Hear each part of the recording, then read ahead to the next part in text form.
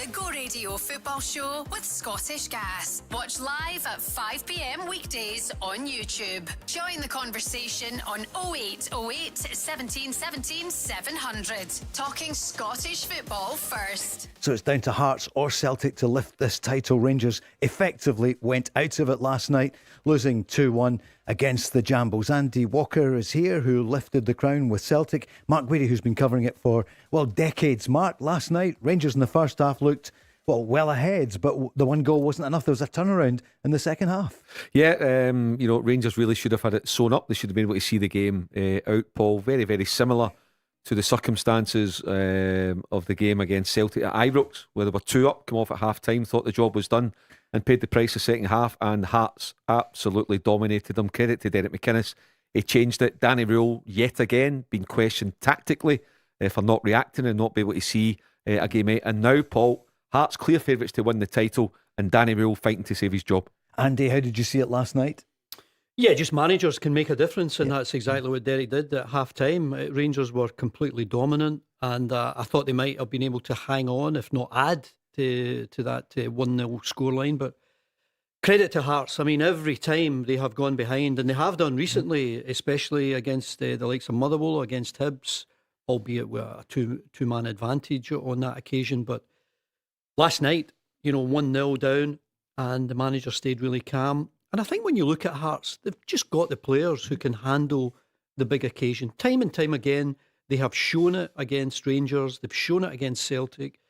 Big games against Hibs. I know that they lost at Easter Road earlier this season, but they absolutely in pole position now. I can't see them losing to either Motherwell or Falkirk. And then it's the game against Celtic. It would be amazing if it came down to goal difference 40 years on from the one we experienced before. And it might, after a couple of goals that were, there was questions being asked of Celtic fans were unhappy with the refereeing, with the linesman Douglas Ross, and also with VAR that could prove costly to your old team. Well, if you're talking about VAR, I mean, I thought it was a handball, and then you listen to the argument that it was inconclusive, and it's almost as if you can convince your mind that, okay, it didn't hit his hand, it might have hit the top of his thigh, but I thought it did. I mean, the one in the first half, it's really tight with the goal, Maeda's goal, and I can understand any linesman putting his flag up on that occasion. I know he was a few yards behind play, but I thought those two incidents were exactly what VAR was for, but the handball one wasn't given. Got to come back in a moment or two on that, but Derek's on the line, a Rangers fan. Good evening, Derek. Hey, good evening, Paul, Mark and Andy. How are we? Hi, Derek. Yeah, fine, Hi, Derek. Last night, of course, a bitter disappointment for you. What was your feeling after the game? I think he's a second-rate manager, Paul, and I think I wouldn't let him go to Parkhead. I would sack him tonight. I think he's a second-rate, bang-average manager, and Rangers need somebody that's got the winning mentality. In the second half, Rangers absolutely collapsed, and not for the first time. I can't remember the last time he's got 90 minutes out of that team. And I think the time of the Tavernier saying he was leaving, mate, I've come back to hunt Rangers now, by the looks of it. But he's not the man to take Rangers forward. Rangers are 1-0 under him. And I think they've got to act very, very quickly. Because what's their budget? About 4 or 5 million. Rangers have spent 40-odd million, Paul, to 1-0. And I don't think no Rangers or Celtic manager can be third in the league, 1-0, and still keep their job. And in what evidence would you not let him go into the Celtic game? Is it the fact that he hasn't managed to win against Celtic when it really counted? Mark, what do you feel about barring the game at Hearts, at Ibrox, he's not in. You could say the Nancy game when Nancy was the Celtic manager, but he's not won a game that really matters. Yeah. Last night, I was in a pub in the East End of the city, a Rangers pub, Paul. You couldn't get in the door, hardly. And once again, these fans were let down. Most Rangers probably would have been jam-packed last night, expecting Rangers to put on a performance. And the goal that they got, they created absolutely nothing. I know Mark says they dominated the first half, but they didn't create anything. The goalkeeper wasn't pulling off save after save. It's not if Rangers were bombarding the goalkeeper. They were creating absolutely nothing. Mark? Aye, fair point. Derek, in terms of possession and that, they were very, very comfortable. Let's put it that way. But yeah, it wasn't like, the Hearts were pegged right back. But overall, It depends what way you want to paint the picture of Danny Rohl, but the facts are, yes, he inherited a shambles in October, but he had a chance for 3 trophies, and they're not going to win anything. He's been knocked out of both cups by Martin O'Neill. He's not beaten Martin O'Neill in 3 attempts. He's beaten Derek McInnes once. The board backed him heavily in January with incomings and, making sure that they held on to a couple of players as well. Team selection, Skov Olsen, where did that come from? How on earth do you justify giving Skov Olsen a start at Tynecastle? You're probably the toughest ground in the country to go to, an absolute cauldron. The thing about that struck me last night, Derek, watching Sky and watching his interviews, not so much what he said, but how he said it. And I've said this about a number of Rangers managers. Philippe Clement looked good, looked really good. And then the line that killed it for me was when Rangers drew through 3 at Ibrox with Celtic. They said it was a moral victory. You need to beat Celtic. That's what it's all about. And Danny Rohl last night just looked at me like a guy that just didn't quite get it. I flagged it up on this show on Friday night. His media conference, it was very, very, very flat. Yeah. And I thought, wow, you've got to go and inspire your players. If you win your next 4 games, you can still be champions. You need to bounce back. But you could see he can't do it for 90 minutes. And I think in terms of the Rangers hierarchy, given that they were all there last night, there's a new chief executive in Jim Gillespie in the door. I think there'll be conversations taking place about whether Danny Rohl is the right guy to take Rangers forward. And my view would be, I think Rangers will pull the plug on him. Is this now what Rangers do, Derek? You get to the end of every season and you just sack the manager, because that seems to be what happens. All I would say is, this guy, I wrote Rangers off around October when Danny Rohl came in. I didn't think they had any chance. This is a guy that actually did give Rangers a chance at the title. I don't understand how it's collapsed so quickly. The Motherwell result at Ibrox, obviously the result last night when they were so much in control. But is this what Rangers are about now? You just sack your manager every time at this year. You've got to see it an improvement. And people say he dragged Rangers back into it. No, he didn't. Celtic employed, was it Nancy's name? Yeah. Celtic employed him, and Celtic collapsed. So Rangers yes, he won games. The style of football wasn't pretty. It was a lot of it. I know it's part of the game now, Andy, but a lot of it was won on corner kicks and free kicks. It wasn't. They were opening teams up and playing great football. I mean, they backed him in the window. He took his team to Parkhead and won. And I know that was against Wilfred Nancy, but you know, that's a big game. Yes, but would they have bet Martin O'Neill? He's not bet Martin O'Neill on 3 occasions. And Martin O'Neill that hasn't been a manager for 7 years, Andy. I know people say he's got the experience, but you've got 8 players out injured at Celtic, the cup games at Ibrox, you've got the bulk of the crowd, and you couldn't muster. I think you had 2 shots at goal in 90 minutes or 120 minutes against a Celtic reserve team. I'm sorry, and I say this with Philip Clement and Michael Beale. He's not the man to take Rangers forward, and Rangers have won absolutely nothing. And I says that at half time when down in Duke Street, Paul, last night. I says, I bet you Rangers are collapsing in the second half. I've seen this too many times this season. And to Falker and Motherwell scoring 3 goals against Rangers should never be happening. And ever who the manager is, if it's still him, he needs to get a hardcore of Scottish players in that team. Every successful Rangers manager has had a core of Scottish players. That's his 2nd game in a row. They've not had one single Scottish player. Give us a name, Derek. What Scottish players are you talking about? Who's out there that would come to Rangers? Well, you tell me Watson's any worse than what we've got. The Lyle Cameron was never given a chance at Rangers. Yeah. Celtic's got at least 8 that knows what it is for the to play for the team, and the whole backroom staff knows what it is for Celtic. Rangers, barring Tavernier, nobody grasps Rangers. Nobody grasps Tynecastle. You're going to need to roll up your sleeves and win the battles. Lon Shanklin is one, ironically, who would have been there if they'd gone with Barry. Mark, I heard you saying as well, you're agreeing with Derek. You think they will pull the trigger. Do you mean in this summer, or is it going to be before this weekend in the Celtic game? I mean, you look at the title. Officially, the title could be over for Rangers on Saturday night if Hearts beat Motherwell. That's because Rangers can only reach 7 to 8 points Hearts on 76 now. So the title's gone for Rangers, but we're just talking about when it becomes arithmetically impossible. So Cuba will be Saturday night. What do they do if they sack Danny Rohl and all these staff? Who do they put in charge of Sunday?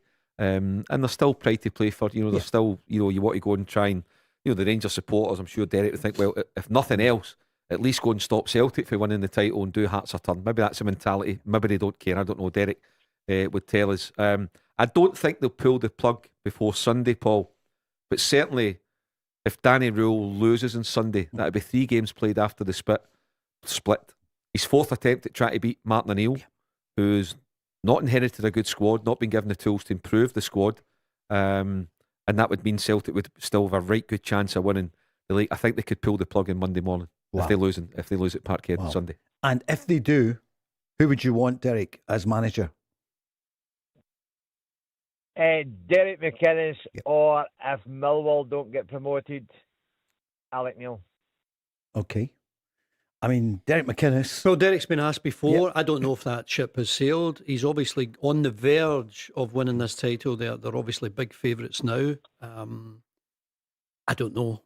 It would need to take a hell of an offer to get him away from Tynecastle, to get him away from the prospect of potential Champions League football, guaranteed Europa League football, no matter what happens. But could Rangers afford not to offer it to him? Would they go for it? Is he the only candidate? I mean, look who Rangers have appointed. Danny Rohl, Michael Beale, Philippe Clement, Russell Martin. They've the search for a new manager. It's been very often. But it's been people down south. There's also as well, Paul, you've got to take into account Rangers financially took a gamble in January, like getting this Champions League money, which is a game changer. We all know financially it's a game changer. Million. That's not going to happen. They don't have a bottomless pit of money, and the FA rules don't allow you to operate in years gone by. You've got to be within the guidelines, so they need to be mindful of that. They've not just got money to throw about willy-nilly. They'll probably now they will have to sell 2 or 3 of their assets to go and finance, whether that's going for a Derek McInnes, paying off a Danny Rohl, bringing in 5 or 6 players in the summer. So you're looking at, a Raskin, a Fernandez, guys like that, maybe even a Chermiti. If Rangers need to go, and as Celtic have done in previous years, they finance their own spending by selling an asset. Then Rangers may well have to go down that road, because they've spent some money, fantastic money, and not brought a lot in terms of player trading. Another season with absolutely nothing, and people like Derek with their season ticket. Huge money came into the club with the 49ers. What we did see the last time was they don't hang around. If they've made a mistake, they move quickly. And it's one transfer window. It's a guy that's come in October. I'm just putting forward the case for it. Just managers in general, at whatever club. If you come in October and the team is well out of it, and you get them involved in a 3-way title race, I totally accept it that now that it's gone. But surely you would give them another season. I know the pressure will be enormous, but that's the way it should be at a club like Rangers. So I think they would probably stick by him, give him the summer transfer window, as Mark is suggesting there, which Rangers should be looking at. It's something that Rangers don't do well. They don't sell well because they don't have anyone that it seems lined up as a semi-decent replacement. This was Danny Rohl last night at full time. He talked about Matt, did you hear there was an incident when they were in the training camp, and that's why Tavernier announced he was leaving? With the manager, with Danny Rohl? Yes. I've no idea about that. Genuinely, I don't really like rumours. I don't like going. I just think that it was like ball accounts that there was nothing put up front of James Tavernier, and he decided to take the bull by the horns. Now, whether that's right or not, but I've not heard of any kind of incident. No. And in fairness, Derek, a couple of months ago we said on this show there's probably not going to be a contract for the captain, and that's what happened. They said, and days before it though, Derek, it's interesting, a few days before he said, well, still, he was waiting to hear what would happen. A couple of days later, he just announced he was going. This is Danny Rohl last night talking about one of the issues. He can never get 90 minutes out of the team. No, I want to see a team who plays 95, 100 minutes on the best level. And this is what we at the moment, and this is a little bit a shame in this time of the year. when you come not to the highest level, then there is opponents. That's the reason why it's a top 6 split. They can play on a level, they can create something, and for this you have to play on the highest level. And this is also today not enough. And that has been one of the issues, hasn't it? Not getting 90 minutes from the players. Yeah, it's a problem, and I think that all comes down to the character of the players. And I'm sure I am the same as a lot of people in Glasgow and Scotland. When you see, I thought at the final whistle last night, I thought that's it. The title's gone for Rangers. And then you see some other players laughing and joking with opposing players on the pitch. I saw that, Andy. I couldn't believe that. Yeah. And I'm thinking, God, okay, if that's your pal, go and see him up the tunnel. Yeah. Go and see him after the game. Do not do it in front of the cameras where everyone immediately thinks, do you really care? It's not getting it. Derek? Some of the players just don't get it, Paul. That's what I said, that they're no grasping that what it means to the Rangers fans. Like, they just don't grasp. It's not like a John Brown or a Derek Johnson or a Brian Laudrup or a Paul Gatt, people that actually grasp the club. Yep. I don't think Baron James Tavernier, and I don't know what's happened with John Suter, the rest of them just don't grasp that a defeat is not good enough. It was a disaster, and defeat is even worse at Rangers or Celtic, and they just don't grasp it. Like, the money they're spending, Paul, I was expecting far better. Yeah. What was Steven Gerrard's name? That will come up again. I don't think you'd be a fan of Steven Gerrard coming back. The only thing I would say, and I said last night, that he would mark respect, he would get the respect, but I just don't rate him as a manager, me personally, but he would get the respect to the players maybe. But it needs to be somebody that's actually won promotion or won something and it grasps the Scottish game. Because Baron Dick Advocate, right, and people can say Van Bronckhorst, Rangers haven't had a foreign manager that's been a success.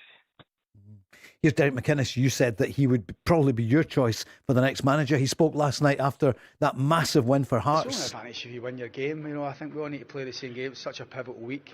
It'll be the week that decides everything. This time next week, it's obviously a couple of big games ourselves at Motherwell, and we just need to concentrate on ourselves. And I said that to the players today. I've never been one for all season looking too much at other results, in the sense that when you don't want other people to do your job for you, our job's to do our job well, and thankfully we did it well enough in that second half to get the win. And we've still got work to do. Every team we play, I've got something to play for. And we're ready if it has to go down to the last game, and we'll be ready for that. Hopefully the next game is the most important one, and hopefully we can be good enough to get a positive result against a Motherwell team who, well, they haven't beaten us. They get all the plaudits, rightly so, for all the right reasons. And of course that game is Motherwell against Hearts on Saturday night, 8 o'clock, and then Sunday, Celtic against Rangers. Thank you, Derek. 0808 17 17 700. After the break, we're going to Michael. The Go Radio Football Show with Scottish Gas. Well, lots of Rangers fans on tonight. They're not happy that Rangers have let the title slip from them. It was never in their grasp, but they got very close. But now Rangers trailing virtually out of it. It's going to be Hearts or it's going to be Celtic. A Celtic fan is on the line. Michael in Liverpool. Hi, Michael. Good evening. Michael? Mark. Hello there. Hi. Hi, Michael. Basically, I want to talk about Celtic for a wee minute. Now, why was Liam Scales given a 4-year contract? Was that person drunk or what? Steve Tynecastle, he doesn't offer nothing to Celtic, and neither does Jan. Right, so basically, I still think we need a clear out. All this title race is where we are just now, Celtic, right? It's all down to Dermot Desmond appointing Wilfred Nancy. Yep. Also, Tisdale, who should never have been in there in the first place. So, basically, guys, I just think if Hearts win on Saturday night against Motherwell, it's game over. It'll be Hearts' title. Because it's going to come down to goal difference, lads, right? But Celtic haven't got the players in the team who can score the goals. I still think the midfield is very, very weak. Engels in that, Nygren. All right, I'm I'm going to jump in here, Michael. So we get it. You don't like the team. The Celtic team is really, really poor this season. I don't think anyone would disagree with you. I mean, Liam Scales, somebody drunk, we give him a contract. Come on, what are you going to do? He's a Republic of Ireland international player. Yeah, I think what you can say is the only thing I would agree with Michael is the lack of goals, and I think the highlight is that Celtic are close to 60 goals down at the same stage as last season. So obviously that's going to 60 affect goals, almost 60 goals that's down. shocking. Yeah, well, it's extraordinary that the club have been unwilling to, whoever the manager has been unwilling to give them. I'm not even talking about players, I'm just talking about positions, strengthening positions. But we've been over that course before. I don't think anyone understands it. But Liam Scales, I think, is a terrific professional. Arguably, Celtic's most consistent player this season. Obviously, Nygren gets a lot of headlines for the amount of goals he's got after that. I think Liam Scales has been really good. As you say, he's an international player. But in general, this is not an exciting Celtic team to watch, and yet they're still in it. They've got a chance. Mark, what would you say? Tynecastle, for example, I don't think many people would argue with Michael. No, Tynecastle, I would agree with you 100% on Tynecastle. For me, a sub. He's an impact player, like James Forrest, and that's not been critical in terms of that. But you've just got to understand what the best roles are for the team. Tynecastle was given a chance on Sunday and didn't contribute overly much. I'd really disagree. Well, first of all, I agree with Paul. Your comment about Scales, Michael's really, really poor. Really poor. He's a good professional. He's been a really good servant to Celtic, and I think it's good business to get him tied down. I've highlighted there's a lot of work to be done at Celtic in the summer.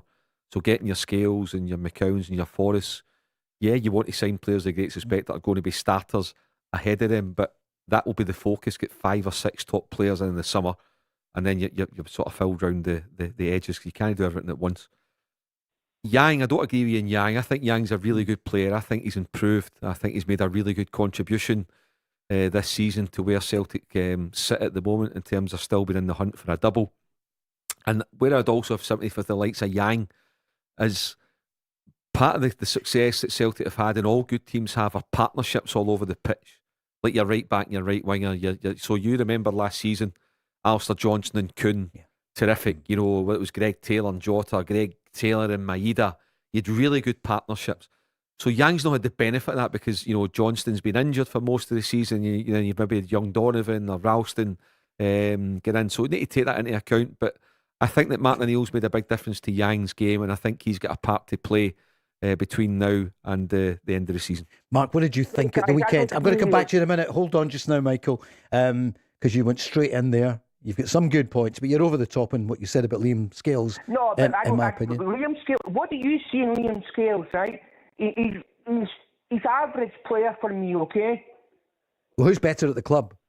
Who would you have instead of him? Karachi's a better player, and I think Benjamin Arthur. Right, so basically, Ralston, I'd like Ralston to leave as well, right? He's just signed a new contract. Is another one. Yeah. Balakwisha is not there. He's never been seen. Nobody would disagree with you. Whoever spent $4.5 million in Balakwisha, it's because awful. They're mental. Of course. Well, we can't say that, right, James? Enough, Michael, on that just now. That's enough just now.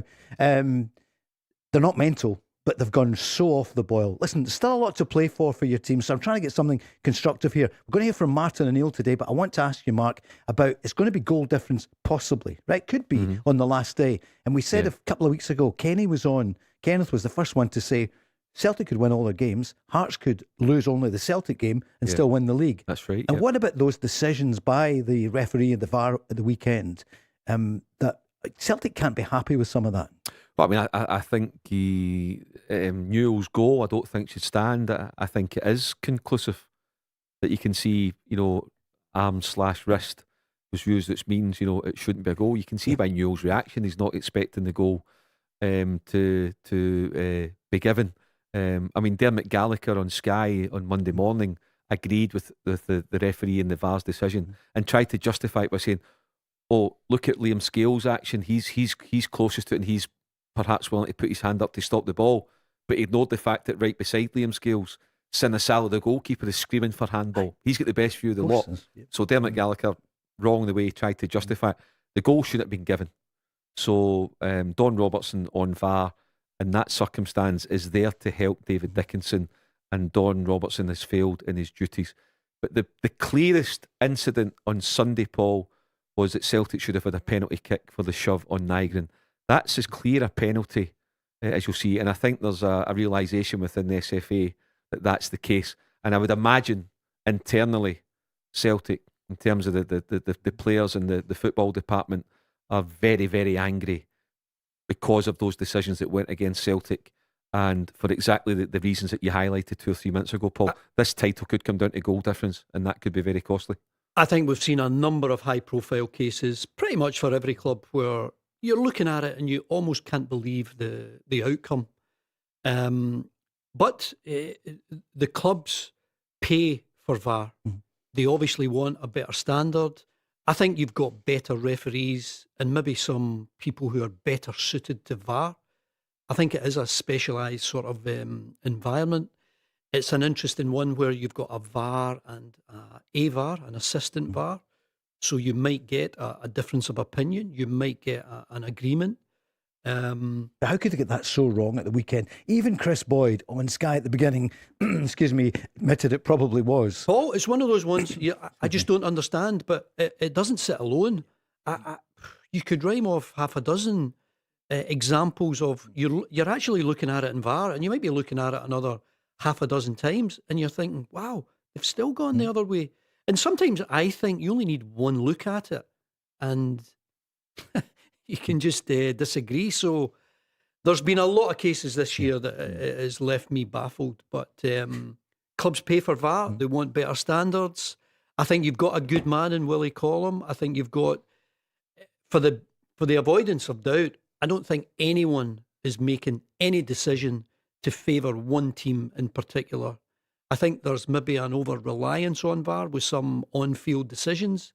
I think we'd like to see stronger refereeing, just strong, firm and fair. And, I think some of them rely on VAR a bit too much. But then, there's other times we criticise the VAR decision as well. Referee for the big game at the weekend, Motherwell against Hearts. I'm not sure who it is. Celtic Rangers, though, it's going to be Nick Walsh. And on VAR, it's John Beaton. Any thoughts? I think Nick Walsh had the semi-final, didn't he? The Celtic Rangers semi-final at Hampden. Martin O'Neill's first or second game back when Celtic won after extra time, unless I'm mistaken. Nick Walsh, regarded in the refereeing circles as one of the best, if not the best, whistler that we have at the moment. So, absolutely no problem at all with Nick Walsh. Yeah, I think he's one of the best referees, but he's like everyone else. He can make a horrible mistake, and it's.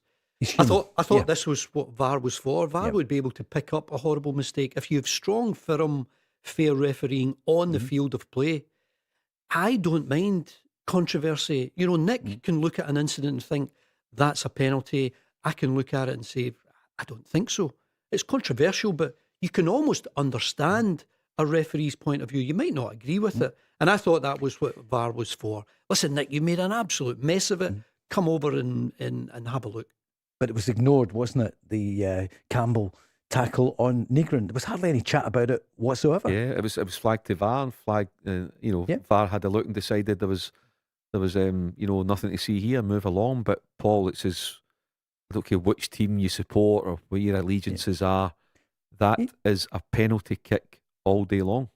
Martin O'Neill was on with Jim White today and Simon Jordan on TalkSport, and they've given us the excerpt from this. So this is Martin O'Neill speaking for the first time since the Hearts win over Rangers last night. Rangers now are and quite a number of points behind Hearts. We're talking about 3 games left, so that would be difficult to overcome at this particular stage. And I think that's the case. It's not impossible. It can happen. You can still win your games. And the games, strangely enough, are very difficult matches still for all of us to come through. From our own position, we have to try and win the 3 games. Even that, strangely enough, at this minute, mathematically, might not be enough. but I still think there's a couple of twists still left. You would no doubt watch that game yesterday, Martin. How much did the result at Tynecastle buoy you guys up? Strangely enough, if you're looking at it from a viewpoint of what you can do, all we can do is attempt to win our games, which are difficult matches. And even if that was the case, then Hearts having a better goal difference than us, then I suppose probably deep down I was looking for a draw. A draw is very, very difficult to cheer on, but it was, I think that was the case because it would then have put it in our own hands. As it turns out, mathematically speaking, it's not actually in our own hands. Martin, next for Hearts, Motherwell at Fir Park. Next for you, Rangers at home. Could you ever have imagined a time when an Old Firm game post-split wasn't a title decider? That's true. That is very, very true. And that is actually great credit to Hearts this particular season for investing and going strongly at it and getting their noses in front and being able to stay there. I think that is great credit. From our own viewpoint, it's been a tough whole season. The players have had a number of managers. I don't know how many times I've come in myself. Maybe about 6 or 7 in the one year. So I think that's it. But credit to the team. We're still fighting, Jim. We still have a chance. There's no question about it. We still have to try and win our games. But get back to your point, it's a long time since a split game between Celtic and Rangers doesn't constitute the winning of the title. What's clear, Martin, is that Hearts are big-time challengers here. They lead the way. Is this going to be a regular feature, do you think, in Scottish football with Hearts in amongst it? Why not? Absolutely. I mean, Tony Bloom has invested it in Brighton, and he has also done the same at Hearts. Absolutely. And you know what? If you're looking at it from a neutral viewpoint, which I certainly am not, but if you were, then there's been excitement this season because Hearts have come up, thrown down the gauntlet to the two big teams, and I think that can only be good for the SPL. Are you enjoying it, Martin? Can you enjoy it? Jim, I have told you umpteen times, I've never enjoyed management, and so I've been at it a long time. Listen, of course, there is an enjoyment when you win. It's still exciting, seriously exciting, and it is good. And I did say to you that like a renaissance for me in the sense of coming back and working with young people. It's really, really terrific. But have you got the bug again? I'm sure you have. I mean, it's hooked you in, hasn't it? Well, we'll see how we stand at the end of the season, and that's nearly upon us now. It sure is. Jim White there with Martin O'Neill. Great stuff, Andy, to hear the Celtic manager's reaction afterwards. He was saying he was hoping for the draw. You can imagine. Yeah, I was actually home for a Rangers win. I think that would suit Celtic better, especially given that Rangers come to Parkhead at the weekend. But we all saw yet again, Hearts were able to handle the big occasion. And I think Martin O'Neill is quite right, and it's pretty typical of him to play everything down. I mean, Celtic could win two trophies this season under his guidance, very much under his guidance, or they could win nothing. I mean, it's unlikely. I think they're high favourites for the Scottish Cup. I still have Hearts as favourites for the title, but you never can tell. Mark, what do you feel? Paul, I've said since the split fixtures were known that if Hearts won their opening 2 games, they would win the league. Yeah. And they have done fantastically well to take 6 points out of 6. The Edinburgh Derby and then beating Rangers last night. So for me, right now, Hearts are very, very much in the driving seat, and I would expect Hearts to win the title. That said, I would never rule out Martin O'Neill pulling it off. It's incredible what he has done there. Is it the season where Celtic and Rangers have been their poorest for a long time? Andy's on, another Andrew. Yeah, Celtic have been really poor. Well, just that stat that we spoke about alone, 60 goals down. Why as a club are you not using money that you have to invest in your product, which is the first team? Get a striker in? No. Get a centre back in? No. They sold a striker. It's just extraordinary the way the club has been managed. Some of the treatment of previous managers that have been there, just amazing. I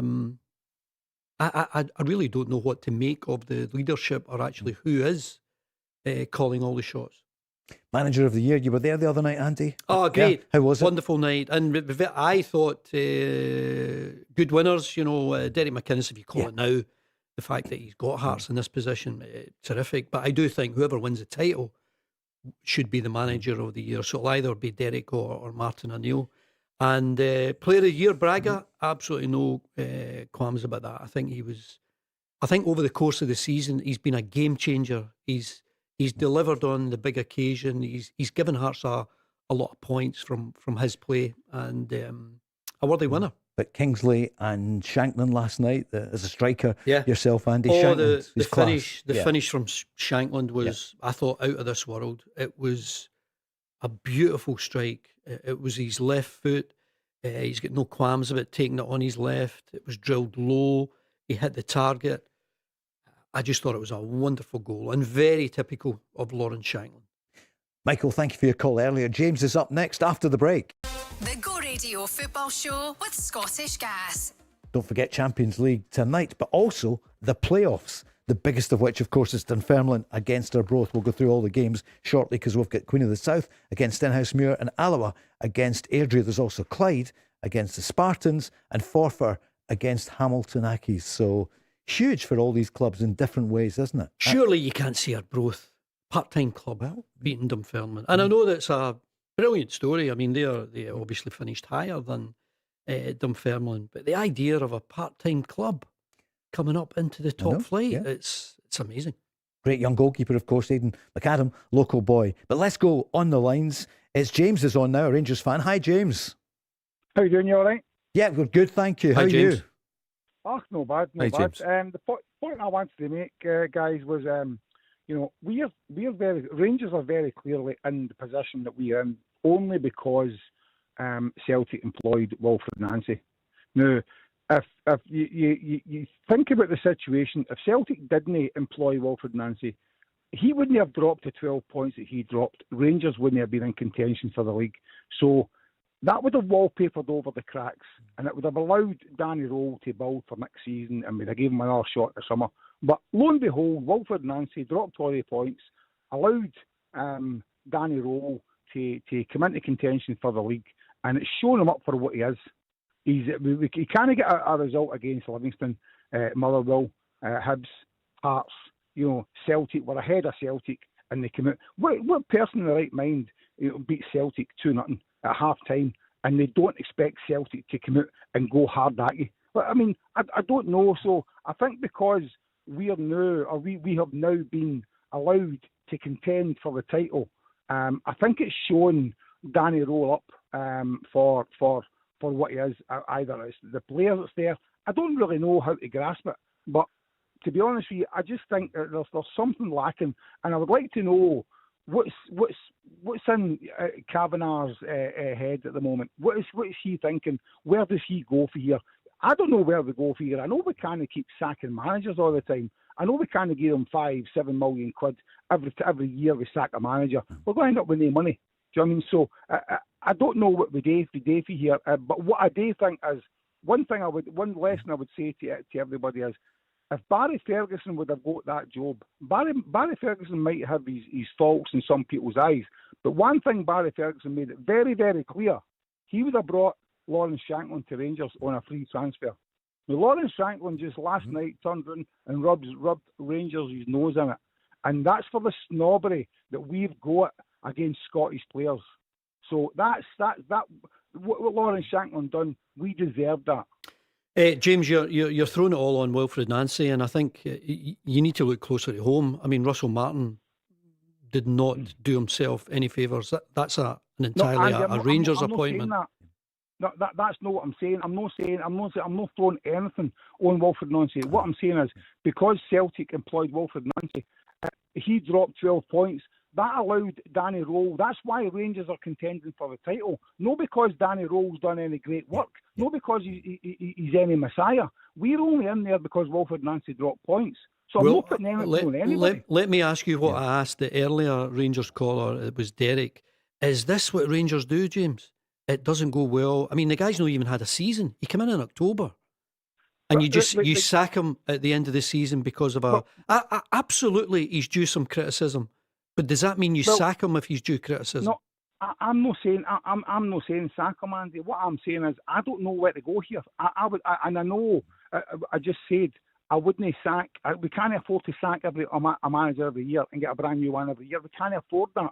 What I'm saying is I don't know where to go. But what I do know is for a Rangers manager and having the money that he's got and putting into that team, and for Motherwell to run over the top of you and give you a lesson, for not to get anywhere near Hibs, for to go 2-0 down against Falkirk, against Livingston, all these results. There's teams that are scoring against Rangers, winning against Rangers, and getting draws against Rangers. That the last time they won it was 1950 or 1902. Do you know what I mean? We're breaking records for all the wrong reasons, Andy. So this is Rangers. We don't know what today. We just keep giving guys jobs. And James, I know the pressure of the big clubs in Glasgow. I know all about it, and I'm just trying to make a case for someone who's only been in since October. I mean, your club, Rangers, no one has lost fewer games. Rangers have lost 4. Everyone else is more than that. And I know there's a problem with drawn matches, far too many. Yep. I mean, I can go back to playing in a Celtic team under Tommy Burns. We lost once in the season. And you lost the league. You didn't win the league. And Rangers beat us because they won more games. We might have put a bit of pressure on them, but we didn't win.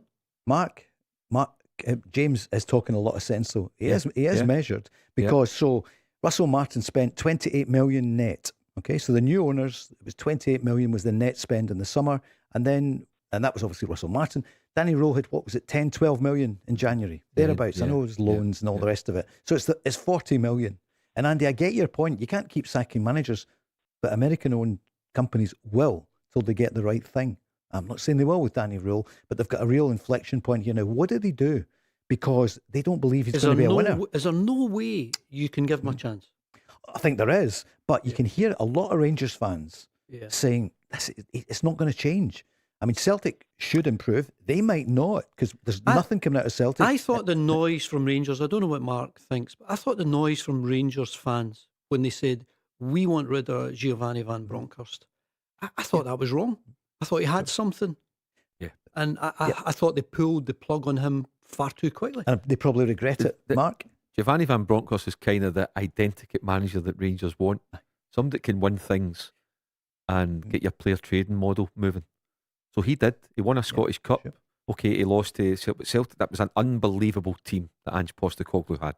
I mean, they really were. They were unbelievable how dynamic they were. But he got to European finals, a penalty kick away from winning a European trophy. The club let him down in the summer because they didn't invest. And he got a horrific Champions League group, and eventually they sacked him. And they shouldn't have sacked him. And they also sold about £30 million worth of talent. Calvin Bassey, etc., etc. I think the best point that James made, and we're speaking about, so let's look at decision making by the people in charge. The Rangers hierarchy now, with the benefit of hindsight, but I said it at the time, James, I don't know if you did, they've made a horrendous mistake by not giving the job to Barry Ferguson this time last year. Barry showed that he was capable in Europe against Jose Mourinho's team, and he had the measure of Brendan Rodgers, albeit Brendan Rodgers could argue the title's already in the bag, so the foot was slightly off the gas. However, you still want to beat your biggest rivals, and Barry Ferguson did that by taking 4 points out of 6. So they've made a monumental error, and I'll use the word snobbery, and you're right, because Barry would have had Lawrence Shankland snapped up. Now, nobody knew the chaos that was going to unfold at Celtic in the first 4 or 5 months of the season. But it was chaotic. They're still hanging in there. But had Barry Ferguson been given the job last summer and allowed to build and sign who he wanted, I think Rangers would be clear just now in the title race. So Celtic hierarchy made a monumental error by sacking Martin O'Neill in December and replaced him by the guy you're talking about, Wilfred Nancy. So there's hierarchies making 2 major mistakes when the answer was right under their nose. So they've got to hold their hands up and take the blame for that, particularly the Celtic ones if Celtic don't win the title. So what happens next? Do you stick with Danny Rohl or do you move on? And for me, it all comes down to who is available. If there's somebody better out there than Danny Rohl, go and get him. If there's not, let him carry on. But you can't just sack him and then say, right, where do we go from here? You need to have a plan in place. Whether that plan is Derek McInnes, Barry Ferguson, Steven Gerrard, Who knows? But you need to have a plan in place before you fire your manager. You'd love to know what the chat was last night. I see Parag Marat was there. I know he's not the vice chairman anymore because of the ownership rules, but he's part of the 49ers. Andrew Kavanagh was there. Jim Gillespie now in town. When you've got a new chief executive who want to make a mark, I don't think nobody knows what's going to happen, but you think they will make a change in the summer, Mark? Yeah, I think he can only survive because he can't win a trophy. Yeah. Worst case scenario for Rangers are you're watching Martin O'Neill take Celtic to a double on May 23rd and Rangers sitting there, because then when Danny Rohl came in, he had the 3 domestic competitions to go for. Never won a game in Europe either. So when you look at it, depends what way you want to dress up against now. You could really make a strong case to get shot of him tonight, or you could make a case to defend him, say no, he deserves longer. Do you think Depends that's a what way you want to spin possibility? it. Do you think there's They could get shot of him last night? I think Danny Rohl will be in charge on Sunday, but if Rangers lose on Sunday, like I say, I think he could be away on Monday morning. And that's a big F, obviously, as well. It would be just like Rangers, the team, to go and do well at the weekend. Too little, too late, but that could help him with his job, Andy, because if he can win again against Celtic, then that stacks up in his record in his favour. I totally get the pressure that's under any manager who's not winning things at a club in Glasgow, the big two, Celtic and Rangers. I've experienced managers who have won things, and then when they don't, more often than not, they get binned. But I do remember being under Tommy, and Tommy was given a good run at it. Celtic as a club weren't in a great place. Tommy started to put a team together. And remember, I finished in a team that I think they were 4th or 5th in the league. Yeah. And Tommy was still given the opportunity to build the club up. And he did. And the football that we began to play, when I left the club, they brought in Andy Tom, Pierre Van Hooijdonk, Paulo Di Canio. Sure. They started to spend wisely, and it was an exciting team. I'm just trying to make a case for a manager who's come in October, and I'm looking at Rangers historically. If they don't do well, just bin your manager every year. Right. What about the title race? What did he say last night? Because you can never say until it's all over that we're out of it. This is what Danny Rohl said on the title. Yeah, big one. I think this is no question mark. You bring us in a really difficult situation now. I think we worked so hard to come so close, and the last 2 games, it's not enough when you play just one half on your best level. And I think this is what we have to take, and this is also what I demand in the next 3 games. I think there is no question mark. We have to show courage, and this is what I expect and demand from my players in the next 3 games, to take 3 fantastic results. James, final point from you. What would you do now? Would you go to Barry, or has that moved on? What do you feel? Well, I think I don't know. But if you're going to, Danny Rohl's talking about question marks. Yeah. A question mark over Nadiri hasn't kicked his backside. Yeah. Shakwani can't track back and gave away goals against Motherwell. Scott Olsen, he shouldn't even be here.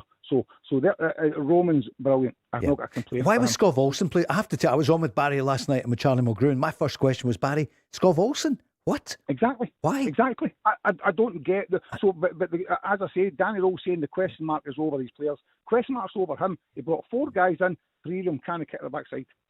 James, thank you for your call. 0808 17 17 700. News is next, and then we're back. The Go Radio Football Show with Scottish Gas. Watch live at 5 p.m. weekdays on YouTube. Join the conversation on 0808 17 17 700. Talking Scottish football first. Just 3 games to go. Hearts top of the table on their own on 76 points. Celtic on 73. Rangers on 69, and effectively out of it after last night's result at Tynecastle.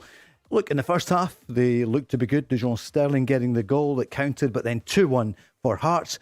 A massive result. Here's the manager, Derek McInnes. Yeah, just because after the first 10 minutes of which I thought we started okay in the game, and we went with the shape with Chesnikov, similar to where we played Spitz. It was the same system, really, to try and get a full press on them. But I thought Rangers were really good for half an hour in that first half.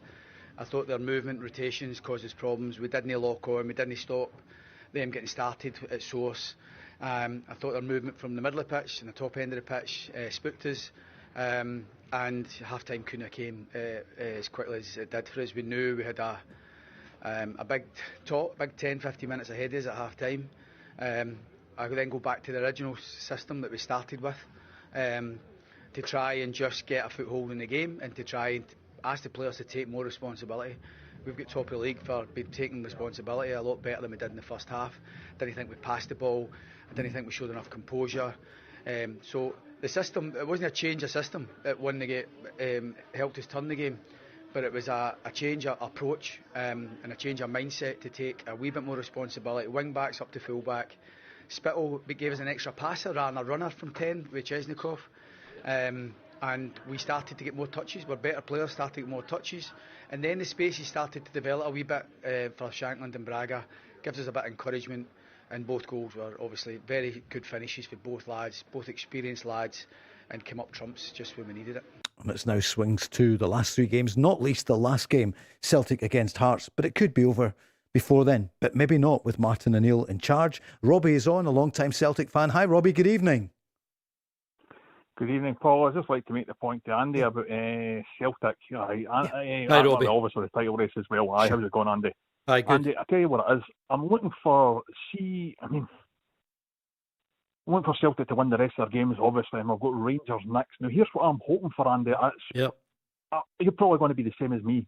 See, if I was to put it percentage-wise, I think it's 70-30 in favour of Hearts to win this league, right? But see, at the end of the day, Andy, I'm just looking for Celtic.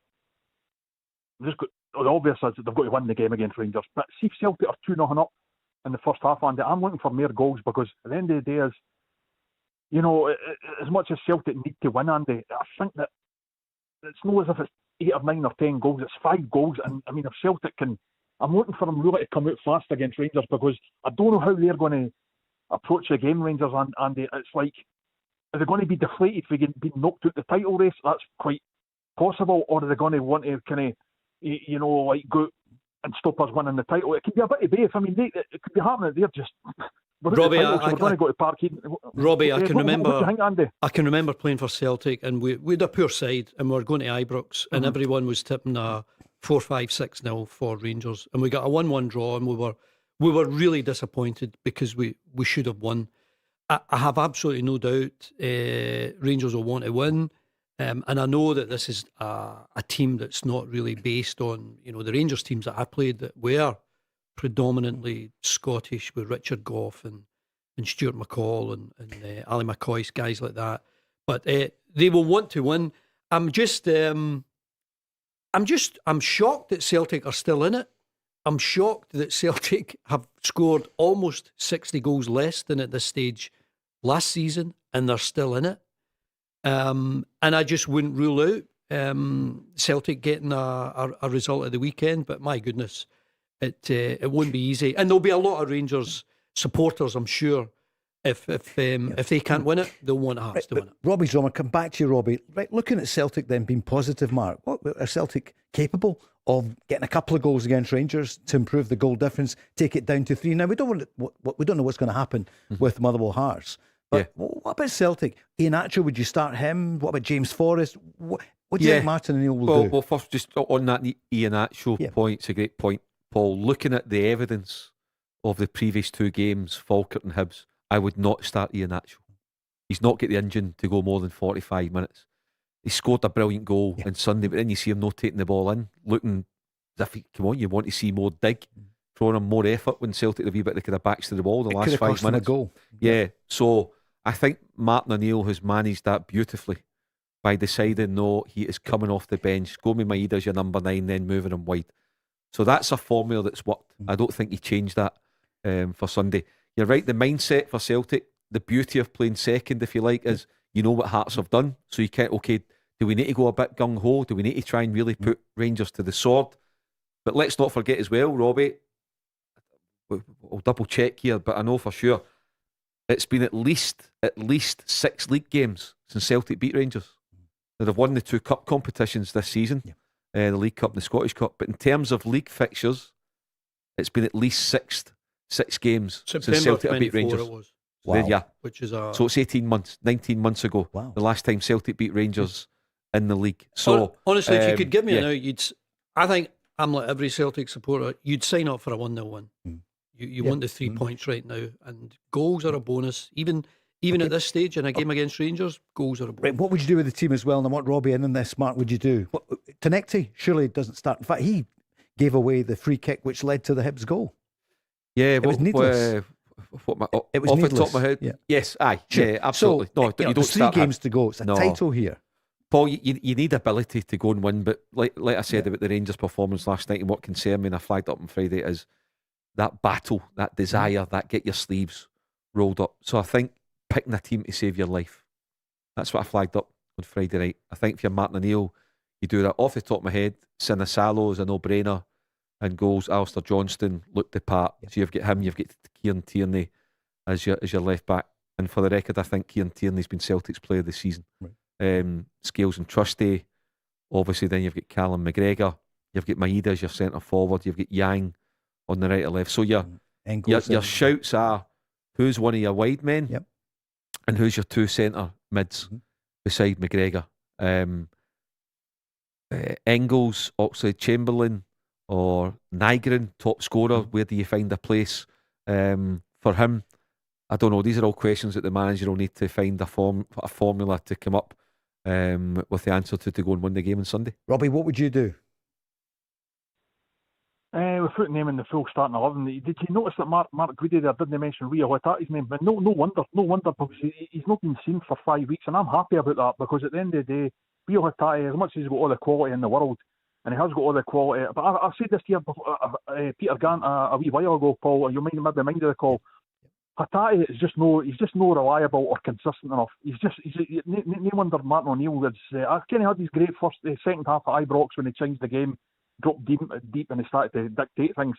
But I'm glad that Mark Guidi never even mentioned his name there. I would go for the midfield positions between McGregor, Oxlade-Chamberlain, Engels, and the high one will always be Nygren. So it's like 3 guys for the 2 holding midfield places. And up front, I would actually, believe it or not, if possible, it's better having Iheanacho on for the first 60, 70 minutes than the last 20 minutes. But I understand what Mark Guidi's saying about the fitness levels, but I think that he could go for the 60, 70, because you're better chance of getting more goals of him on the park because he's the best striker, and I'll put Maeda on the left. But then again, I might side with Mark with what you're saying there, because he seems to be a good impact player at the moment. Iheanacho, so along the back line, I would go for Tierney, Scales, Trusty, and I would go with Johnson, because Johnson, even though he'll probably have to come off again, and he'll have to put Ralston on, because that could maybe happen with Iheanacho, because that was Johnson's first game back for a while. I think the first one was a substitute appearance, then that was that one there he got his first start. But I would like to see Iheanacho start. I would like to see him start and get the 60, 70 minutes. I think to speak up for Rio Hatate, and I totally get it, Robbie. I know that he's been marked absent for a good while now, but go back to the game at Ibrox when Celtic needed a lift. They needed a spark, and it came from Rio Hatate. Will that be in Martin O'Neill's mind? Of course, he will know what happened. 2 goals down, Celtic need a lift. Hatate gave them the lift in a big game. So he's done it before. He's done it at Parkhead. He's done it at Ibrox. He's done it at Hampden. He does it against Rangers. I wouldn't be surprised if he gets a bit more game time. I think the wide players is really interesting. I might want to find a place for Forrest. Tynecastle is he's just a worry because he's ineffective. I know that on his day he can be absolutely terrific. So why not keep him on the bench and bring him on if you need him? And I totally get it with Iheanacho. He's the most natural goal scorer, but it does seem with all the data, the stats, the analysts who look at it, and he's maybe good for the last 20, 30 minutes. But it's a game that Celtic need to win. Sure, Mark. I wonder if something like McCowan wide right comes into the thinking, or Nygren wide right with Yang in the left, to allow you to bring in that other central midfielder. I think for Rio Hatate, let me put it this way, if Rio Hatate trains well this week, if he gets 2 or 3 really good sessions under his belt and shows the correct attitude and appetite, I would have no problems putting him in. So I think you judge him in how he trains. I think he'll get a lift in the fact that he sees his fellow countrymen doing well in the last few weeks, as in Maeda. And one thing about Rio Hatate, he brings you fantastic energy. He's got ability, but he brings you fantastic energy. If you're just looking for composure, not so much the energy, because then you've got to look at Oxlade-Chamberlain, because he brings you that composure in the heat of a battle. So I don't know, there's as I say, I think probably 8 out the 10 starting slots at the outfield players take care of themselves. Just a couple of decisions. And I think Martin O'Neill would base a lot on how the players train this week. This is what Martin O'Neill said about Kelechi Iheanacho after his goal at the weekend. Terrific, really, absolutely terrific. He's been magnificent, really, since he's out Dundee. He comes on, wins the game for us there. Big impact there in the Scottish Cup semi-final as well too. Carried it on here, and I'm delighted. He is a proper centre forward. You can see that there in the course of his career. A proper centre forward. He's class, isn't he? And on the game overall, I thought that we started very, very brightly in the game, very brightly with some really good chances, and then Hibs had the man sent off. We're in front in the game, and we think we're if there's no such thing as being comfortable, but we are as comfortable as you can feel in the game. We conceded, from our viewpoint, a really poor goal just before half time, back in the melting pot, and then it takes us ages to get the second goal. It was a nervy ending to the game, but overall, obviously in terms of chances that we created, particularly in the first half, fine. But Hibs fought right to the very end, as they did last week against, when they had 9 men. So it was nervy ending for it, but overall, I thought that we made it really, really hard for ourselves in the end, but we got there. Robbie, does it feel like 1986 for you? It was 40 years ago in 3 days or something, or do you think it's going to be nearly? Well, I was there at Love Street in '86, Paul, and I've got. If you want, do you want to hear my story about Go on. me and my dad being there? Do you want to hear Absolutely, of course. Right, me and my dad went on the Larburton Stennismuir bus, and we got tickets for. We were actually in Celtic. Must have had an allocation for the main stand that day, so we were right behind the dugouts. We seen the absolute all the goals in the first half. That brilliant one between McGrain, Aitken, McStay, and McClare down the right hand side and squaring it across for Johnson. Now, my dad, being the pessimist that he is, he still does the same thing to this day. The last game of the season, Celtic were 5-0 up at Love Street, and what does he do? We're not going to win the league, son. We're just going to go back to the bus. No. Now, Paul, this is a great story. Unbelievable. Me and my dad left the stadium, right? And we went to, if you'll mind, Love Street. Marco Ken, this was St Mirren because he was the goalkeeper of St Mirren. Love Street actually ran behind the goals. That was Love Street. It didn't actually run parallel with the main stand. So we left about 80 minutes. Went right down behind the Love Street.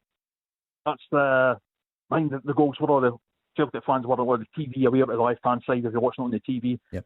And we had a roar. And I turned around to my dad and I says, "They've scored again." There was a boy further down the street, left hand side, with his car door open. I think pretty sure he was a Celtic fan, and he turned around and says, "No, Dundee have scored." He had the car. I was mind it. It's clear as day. I was only 8 or 9 year old. He had his car door open and he just says, "Dundee have scored." I turned around to my dad and I said, "Dad, we're going to have to go back in the stadium." And see, when we were going back into the stadium, up the stairs to go back into behind the goals, obviously we were in the main stand. There wasn't even the street when we were walking down there, and that boy told us about Hearts have scored, and me and my dad thought we had scored again, Paul. No Celtic, it was like ghost town behind the goals at Love Street. There was no fans coming out or nothing. Nobody was there, no Celtic fans, just that guy sitting in his car. I mind it as clear as day, and I went back in, and Hearts scored again when we went back. So that would be about right. About 80 minutes we would have left, because I think that Albert Kidd scored about 84, around about 84 minutes up at Dens. And me and my dad just went back in, and we were absolutely ecstatic when that guy on the radio says it's no Celtic have no scored again. Hearts have scored. I just couldn't believe it. And we went back into away up behind the goals up the back, walked up these stairs. Unbelievable. We just couldn't believe it. We were ecstatic that Dundee had scored, because we think we're not going to win the league. We're just going to back him to the bus. Yep. And Dundee had scored again when we were on the ground. They got the second goal, and we just couldn't believe it. And that very night, your supporters club got Paul McStay, and my mum and dad got their photo taken with Paul McStay that very Saturday night at Celtic, because Neely Moulton, his son used to be in the kit man, Andy O'Ken. Neely Moulton. His son went on our bus. That's John Moulton. Neely Senior. No, Neely Junior, sorry, that Andy O'Ken used to went to the dressing room when he was there. Remember Neely, John. Young Neely's older brother, John. So it was a well-connected bus for tickets and that, but what a day. Unbelievable as a young boy. Like, incredible. And I was working on that programme that day, and it is an unforgettable one. I see it's back out. They've released one on it. I see Richard Park's on it. Peter Grant was in there as well on it, and as he should be. And because their game was a few minutes behind the Celtic game, quite a few minutes. Was it? And at the end, and up the tunnel, all the rest of it, and their game was still going on. And Richard Park was interviewing Davy Hay as the full-time whistle went, and he said, "Davy, you're the champions." And he told the Celtic manager at the time, it's one of those days. So are the Glasgow side going to do it again this year? It's a different atmosphere. There doesn't seem to be. There was a real sense of purpose then. When you highlight moments like that, and honestly, I've got goosebumps just thinking about it from the family at the time. And I always remember being a Celtic player, and Billy McNeil was the manager. And Billy had this tremendous quote when we won the league and cup in the centenary year, and he said that there was a fairy tale element to Celtic, and it would show itself, from time to time throughout the years, just things that you could not imagine happening, and yet it did. Obviously, the pinnacle, the European Cup final in Lisbon, but can you imagine Celtic winning this title? It would be a fairy tale moment for everyone looking at it. Can you imagine it? And Andy, do you I think can. I think they've got a chance. I think if you ask me now, I think Hearts are favourites. Can't see them losing to Motherwell, to Falkirk after winning against Hibs and Rangers. But if Celtic keep winning and there's this goal difference, who knows where the goals will swing? And I'm sort of playing it down. You'd sign up for a 1-0. Yeah. Honestly, I think Martin O'Neill would sign up for a 1-0 on Sunday right now, just to guarantee you the points. But I wouldn't rule out a fairy tale element to the end of the season for Celtic. So they would need a 5-goal swing, yeah? If it gets to the last game to beat Hearts, they have to be at least 1 goal ahead, yeah? So it's four goals between now and then in the other 2 games, isn't it? That's what it would need to be. Or beat Hearts by a couple at the weekend. Mark, what do you think? Is this going to be a fairy tale? There's been so much chat, so much doom and gloom around Celtic. And I watch the coverage, I listen to it. There's been a lot of gloom and doom. With real good cause. I mean, the club have made an absolute mess of things this year. They have. They've turned, victory into potentially defeat. But maybe not. It could be a double. Is there a magic around it that could come into play in the next 2 weeks? But I think Robbie said at the top there with his question, he's going to go at about 70-30 Hearts. I would agree with that. As I've said, Hearts are the top of the league for a reason. They've been superb. And they are very much in the driving seat. But Celtic will still be in there.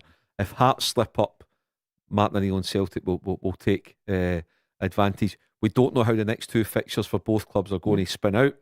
Massive games all round, but my goodness, there is a potential that you've got a title decider on the last day. Celtic v Hearts at Celtic Park, May the 16th, 12:30 kick-off. Paul, what's not to love about that prospect? It's absolutely mouth-watering, and it could come down to that. But right now, absolutely no doubt, Hearts are the favourites. Derek McInnes has been superb. A number of his players have been superb. And just to mention one that we're spoken about in the show already tonight, Lawrence Shankland has been absolutely brilliant again. What a leader, what a centre forward, and he deserves a championship medal this season. And we will talk about him shortly. Robbie, you forgave your dad, you got him back in there. Are you going to stay the full course? You won't be leaving early in the last day of the season, just in case?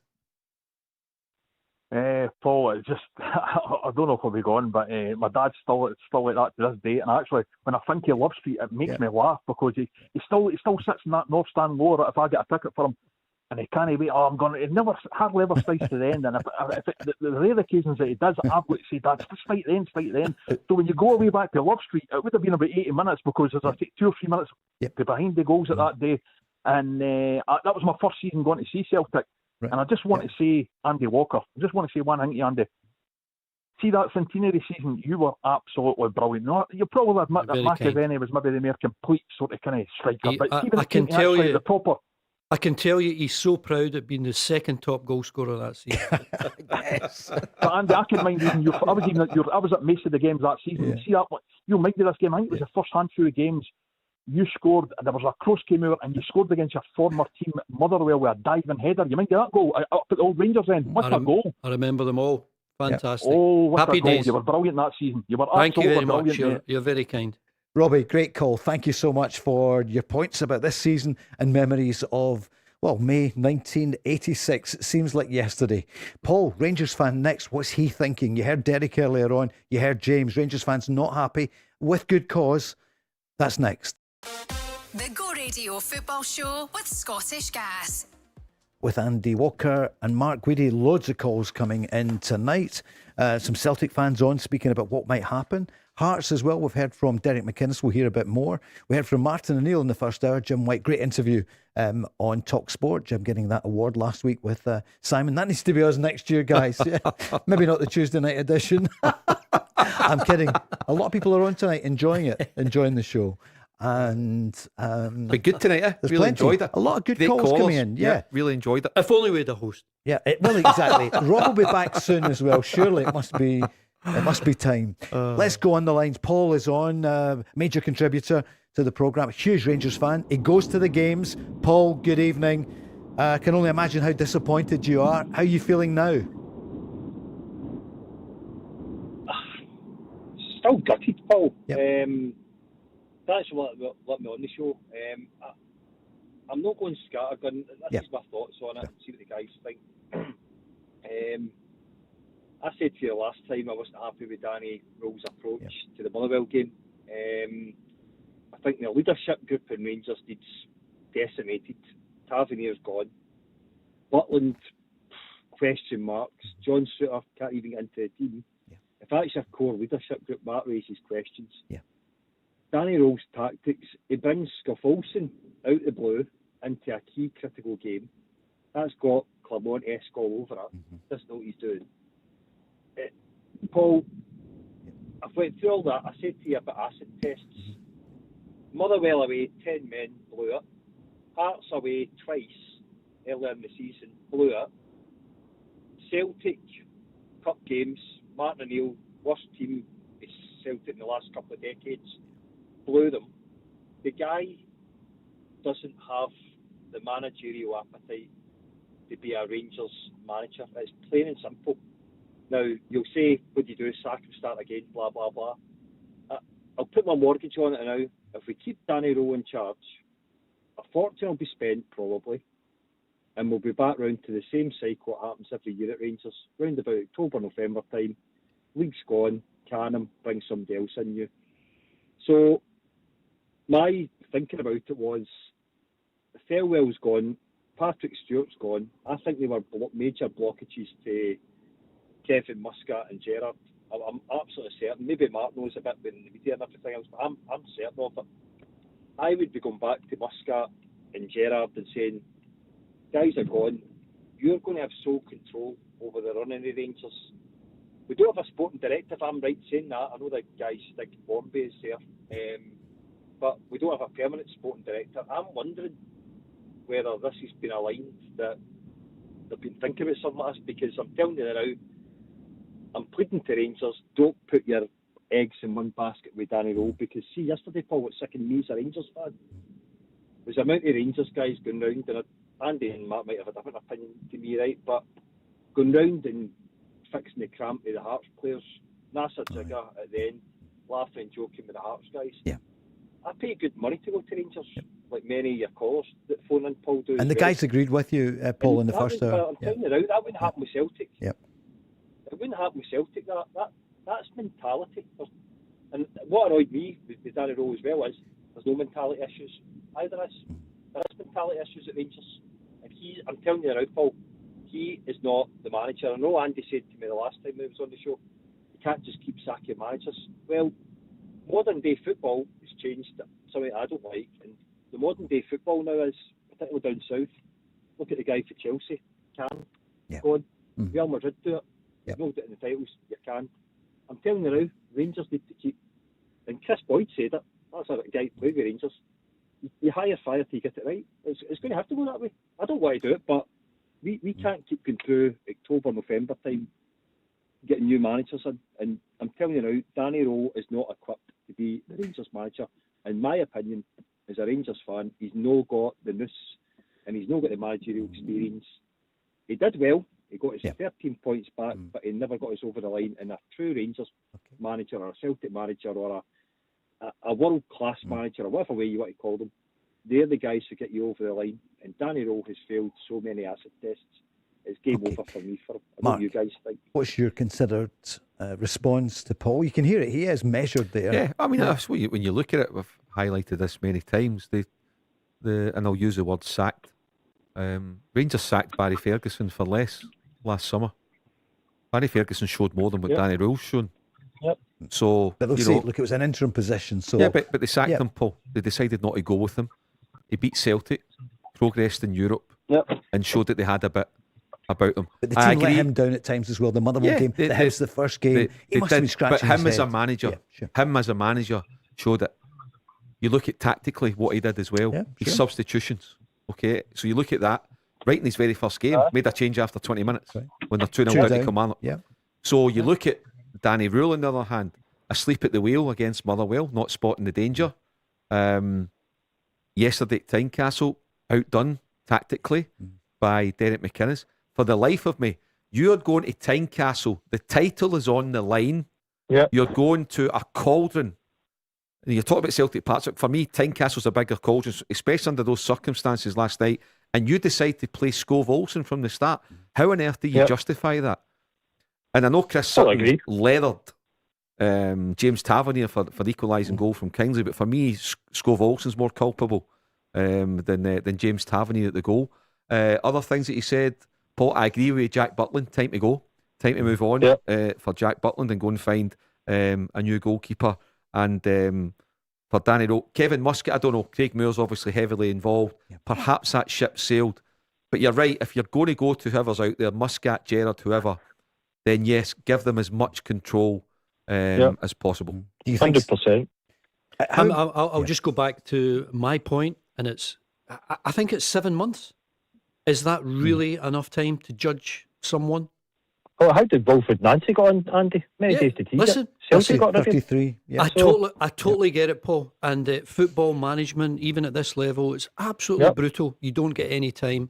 And it was a strange appointment, I think, in most people's eyes. And Danny Rohl. I think it was a strange appointment, Wilfred Nancy. Yeah. And if the Celtic board have done anything, quickly, it was realising that they had made a mistake.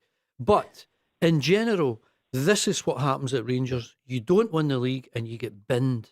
And it happens year on year. You don't give any manager more than 2 windows. This guy's only had one transfer window. I think he's got enough about him to recognise what Rangers need to improve. And I'm only saying this about any manager at any club. Give them more than 7 months. And the point as well, Paul, where I agree with you 100%, was it Giga at full time? Yep. I was absolutely appalled. What happened, Mark? Because I was in the studio. He's laughing and joking with, was it Kufori at heart or whoever it was? Rangers have just lost the title last night. They've just lost the title last night. And 5 minutes after full time, one of the Rangers players is laughing and joking with a Hearts player. I was appalled. And by the way, great credit to Sky Sports for picking up those pictures and zooming in. But for me, that just sums up what's wrong with Rangers, and that comes from leadership. I know we use his name, Walter Smith. You imagine getting a dressing room with Walter Smith. Imagine getting into Martin O'Neill's dressing room. If Celtic don't win on Sunday and one of the Celtic players is laughing and joking with Rangers, that'll be right. Mark, that was absolutely shocking, and for me, he shouldn't play for Rangers again. Mark, that's what I'm saying. We pay good money. Do you know what I mean? Like, football's everything to me. It's my life. Do you know what I mean? And that, like you said, you hit the nail on the head. I grew up under the era of Walter Smith and your Dick Advocates and people like that. Even Gerrard. These standards, you talk about mentality, and he turns round to Rangers TV and Sky Sports to say there's no issue with mentality. This is Russell Martin all over again. The guy is in the wrong movie. And see, the other point I was going to say was... Can I just say, Paul, I'm going to come straight back to you. Walter Smith and Steven Gerrard, wait a minute, very different. Very different. Steven Gerrard won that title, absolutely. But Walter Smith and what he did, and I know you have him in the highest regard. Do you know, I think there's kind of blue-coloured specs come on, Rangers fans, not of everybody, about Steven Gerrard. How many times can he say no to you? You're going to keep going back. But I know what you think of Walter Smith. Completely different, and the success, the standards that he had. You know, Steven Gerrard had 3 years, and you know, in his last season, then he went to Aston Villa. That's kind of been forgotten about. But do you know what it is, Paul, Yep. as well? But I've said this in your show many times, and maybe Mark and Andy will agree. This is where I agree with Mark. Barry Ferguson, if you kept Barry Ferguson at the time, you'd have had Barry Ferguson, Neil McCann, Billy Dodds, Alan McGregor potentially. You've got Rangers men in there. And I know you don't get a Rangers guy that's going to make you... I get all that. It's the people inside the club. No, when Walter Smith did it, he had Archie Knox, who you hopefully agreed, I think. Absolutely. He was another key factor in Walter Smith's success, as well as Jimmy Bell.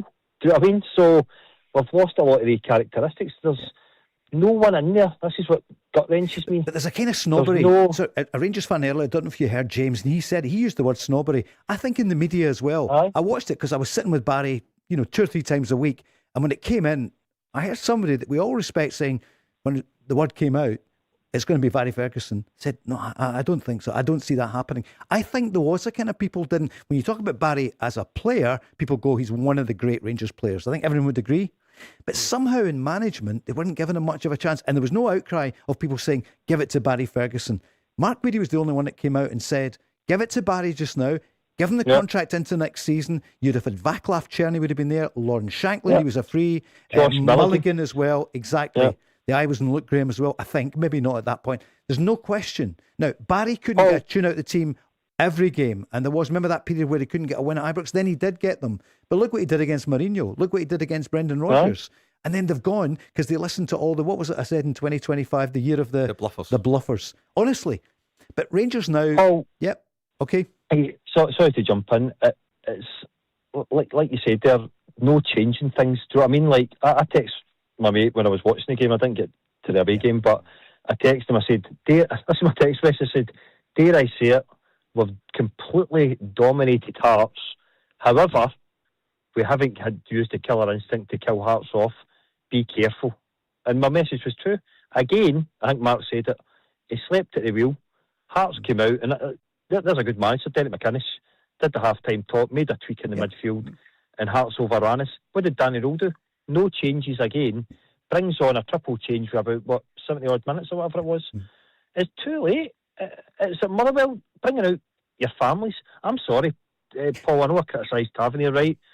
The guy's got a voice. If he's in the leadership group, why could he not turn around and say, wait a minute, guys, the last game is against, I think, Hibs. We'll do it then at Ibrox. He's got a voice. He's quick at coming out and saying, and that's a good point. I know you said to me about going on about it, Paul, listen, I know he's under pressure, Paul. And again, just to back up, a manager in general, he's lost 4 games, the least in anyone in the league. They've scored the most. They're averaging 2 goals a game, more than anyone else. I think that's something you can build on.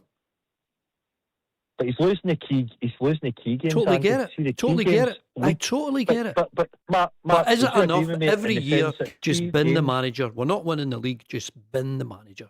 You have to.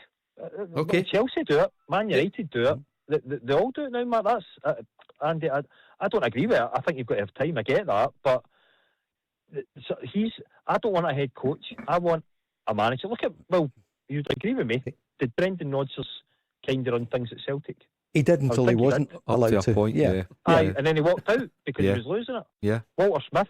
If you said to Walter Smith, "Oh, by the way, you're going to have to go and answer to Kevin Tellwell," Walter Smith would have said where to go. He'd have chased them. He'd have chased the bluffers, and that's what needs to happen in football clubs. Paul, thanks so much for your call. Loads coming in. Guys. Thank you. Paul. We're back after this. The Go Radio Football Show with Scottish Gas.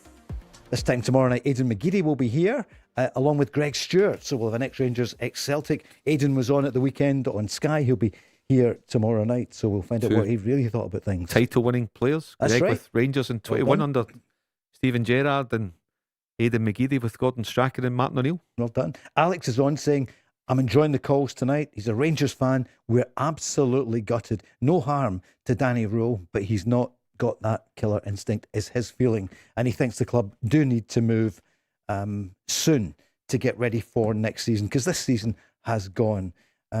Well, what do you think? Celtic fans as well, they want to hear a bit more from Martin O'Neill. All we have from Martin is after the game at the weekend, plus the piece with Jim White earlier today, where he did say that it's not in their hands, in the sense that win all your games and you win the title, But you need to win those games, Andy, and you never know what happens then with the goal difference. Yeah, I mean, I've been to games for Celtic. I've beaten Rangers 3-0, but honestly, I think if you could sign up for a 1-0 right now. You just want the points. You want to win. Who knows what will happen with Hearts at the weekend against Motherwell? I think, given what is at stake, and I was of the same view as Mark when I saw the fixtures and I saw Hearts playing Hibs away and Rangers at Tynecastle. To win those two, they really should get it done. But still a wee bit to go. But I'm just thinking, Paul, trophies you're mentioning, Steven Gerrard and the title winning team of Twitter. Yeah. So since Giovanni Van Bronckhorst was sacked by Rangers, they've won one trophy in 3 years, is it right? Philippe Clement. That's who right, came the in Scottish Cup. And inherited League Van Cup. Bronckhorst, who got them to the final. Yes. Yeah. Inherited that situation. That was the League Cup, wasn't it? Yeah, and they won the League Against Cup Aberdeen at Hampden. So, unless I'm mistaken, one trophy in 3 years, and look at the money that Rangers have spent on the squad, enhancing the squad, and the money that they've spent bringing in managers and then having to pay them off, sacking them. One trophy in 3 years. I see Fabrizio Romano on X is saying several clubs are interested in Celtic's top scorer Benjamin Negrin this summer. Would you be worried, Andy, if he left? And I don't mean that against him. He was the player of the year the other night, so you'd want to keep him. Listen, I think some wonderful players have left Celtic in recent years, and they've gone on to be a big success. I mean, I saw Matt O'Reilly last week for Brighton. He was on the bench, didn't go on. I watched the highlights. I was looking for him. So there's someone who came as a £1-2 million player, sold for more than 20. You just shouldn't get it. We're in an era now where business, the buying and selling of players, is a real skill. And I think Celtic have done it, really well over a good number of years, and it's something that Rangers have to do better. I saw a stat yesterday that I take it's Jamestown Analytics. So the Hearts people looked at all the players in Scotland in the Premiership, and the top 18 of the 20 were Celtic players at the start of this season. So 18 out of the top 20, according to the analysts, were Celtic players, and yet Celtic have been so poor. And people talk about Jamestown Analytics at Hearts, and it's had an effect. Braga was a signing, wasn't he? A couple of others as well, but the bulk of that team wasn't via Jamestown. So for the future, Andy, are Hearts going to be the number one team? We spoke about it earlier. I was at the PFA Awards night on Sunday, and the Championship Player of the Year, Josh McPake, and he signed pre-contract for Hearts, so he'll be there next season. He'll be making that step up. He was obviously saying on stage that he hoped he was going to be joining the championship winning team, but what a great challenge for him. Mark, on the analytics and all the rest of it, because for the two big clubs, we kicked off tonight talking about, the first call, Derek, the Rangers fan, measured, but you were saying, look, it's just not going to happen for Danny Rohl. The club need to act quickly. I mean, there must have been words last night at Tynecastle when you've got Marat in town, as well as Andrew Kavanagh, who's the chairman of the club. You've got Jim Gillespie there. I think if you're the hierarchy, Paul, and they've made mistakes, like we said, but if you're looking at that, considering how they backed the current manager in January, and then you're looking at your team, you think, right, okay, Skov Olsen, what's going on? You're tactically outdone by Derek McInnes, and you're tactically outdone by Bertolascu 8 days earlier. You've lost your opening two games. You've knocked out of both cup competitions by one of the most average Celtic teams that we can remember. Where is the signs that you are going to improve things? I think also as well, I think it was Derek said at the top, the James Tavernier situation, the announcement, and I said at the time, I hope this doesn't come back to haunt him and he gets the blame.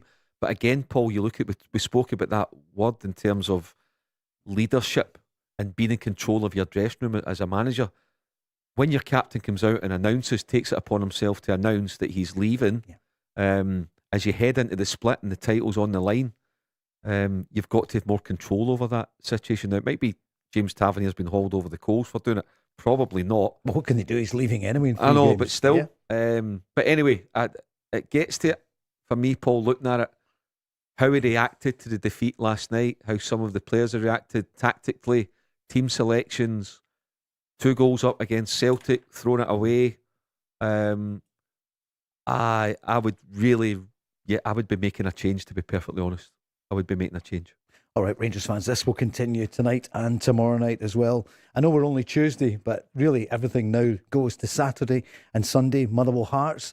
And Celtic still have to play Motherwell as well, don't they, before the end of the season? So everyone says this, Motherwell will play a part in it.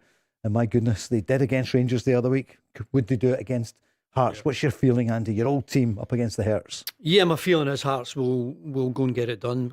Just given what's at stake, given the enormity of what they are on the verge of. You sure? My only reservation, and I say this from having been at Tynecastle in recent weeks, is when it's not going right for Hearts, there's an extraordinary amount of tension and nerves, anxiety amongst the support, and that is with regard to every misplaced pass, every decision that doesn't go their way. So that was the Falkirk game then, isn't it? Back at Tynecastle, is that right? Yeah, but game.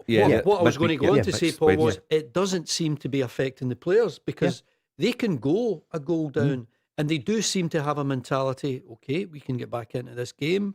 You saw the manager making an adjustment last night. He pushes the wing backs so far forward, and Hearts dominated that second half, and they've got some class players, namely in Shankland. Sure, Mark, what do you think for Park this weekend? Oh, it's going to be a belter, Paul. You're 8 o'clock Saturday night at Fir Park, live on Sky, and then go to bed for a quick couple of hours, then you're up again, and you've got Celtic v Rangers. So what's not to like? And it could be that the title is wrapped up a week tomorrow. Hearts could win the title a week tomorrow if Celtic drop any points and Hearts win their next 2 games. So, and if that's not the case, then we're going to everything on the line. Title on the line. 12:30 May the 16th, Celtic v Hearts. And this weekend, Andy, what do you think then? Celtic Rangers, what's in your mind? We won't see you before that, so what do you feel? What's going to happen? Well, I just think that Celtic have got all the pressure to win. I think, like every Celtic supporter at the moment, you're never convinced about this team. They don't give you the feeling that they can go and control any game. They can play well for 20 minutes, for 30 minutes. They can be the better side. But they concede a lot of goals. They concede daft chances. My goodness, I thought it was going to finish 2-2 at the weekend. You remember the chance right at the end? It was Suso who could have scored to make it 2-2. I thought that was a bad miss. So you're never too confident about Celtic. I just find it remarkable. They're still very much in the title race. And I think with the likes of Alistair Johnson back, Kieran Tierney in good form, Scales and Trusty, Tynecastle, that defensive five, they pick itself. I think from middle to front is the big not the big concern, because that's where Celtic can be at their strongest. But how can they make the breakthrough? Who are the players to make a difference? And I do think Inacho is the best goal scorer. I think he'll be given game time. When you think of the goals that he scored at Dens Park against Dundee, at Rugby Park against Kilmarnock, that penalty, the one at Easter Road, he's given them 6 points with those goals. He's a super sub, isn't he? So I'm going to go for a Celtic 1-0 win. Okay. Mark, will we see you before then? No. What do you think's going to happen then? So Motherwell Hearts? God, Paul. Oof, I know. I'm putting you on there. Honestly, he can't rule out Motherwell. Yeah. I think that's the toughest game. I think it'll be tougher than what it was last night for Hearts. Tougher than last night? Okay. Yeah, I do. So you're saying a draw? Yeah, I am.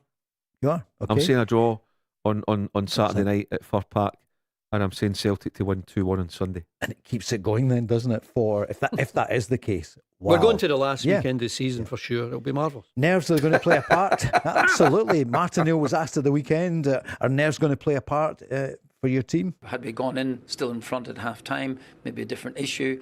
They might have to change their plans, but that suddenly they've got the goal, got something to hang on to. And try as we might, we didn't create enough really clear-cut chances in the second half to force the issue. 1 or 2 went flying across the box. Maybe somebody could come in at the back post.